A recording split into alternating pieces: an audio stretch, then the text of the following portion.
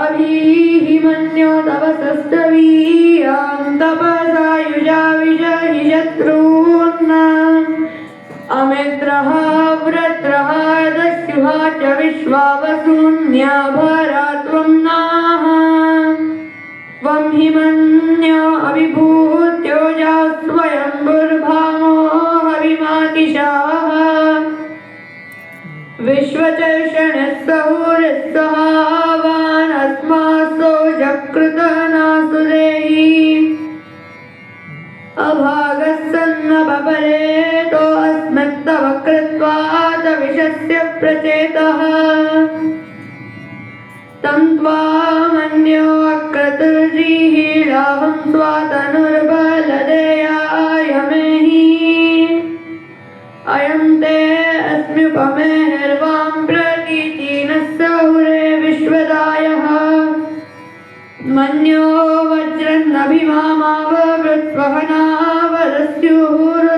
वज्रन्नभिमामाववृत्वहनावरस्युरुदभोऽद्यापेः अभिप्रेहि दक्षिणतो भवामीदावृत्राणि लङ्घनावभूरि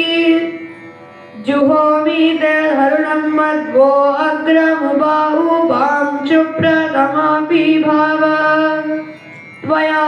मन्यो सरतमारुजन्तो हर्षमाणासो दुषितमारुत्वः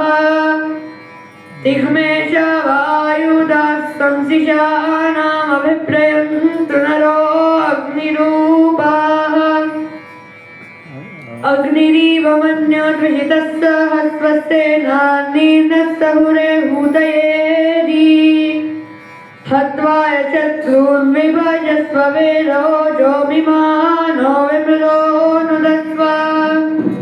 सहस्वमन्यो अभिमादिमस्मे वृजन् मृणन् प्रेहि शत्रून्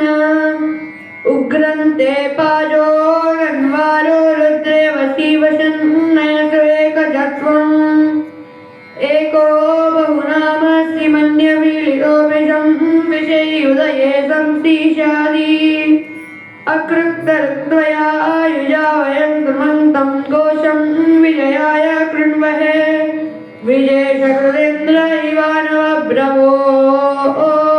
अस्माकं मन्यो अधिपा भवेह प्रियन्ते नाम सौर्ये गृणीमषि विद्मातमुच्छय्यता बभूत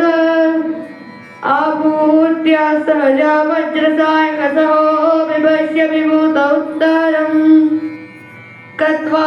नो मन्योस्तहमेद्येदि महाधनस्य पुरुहूत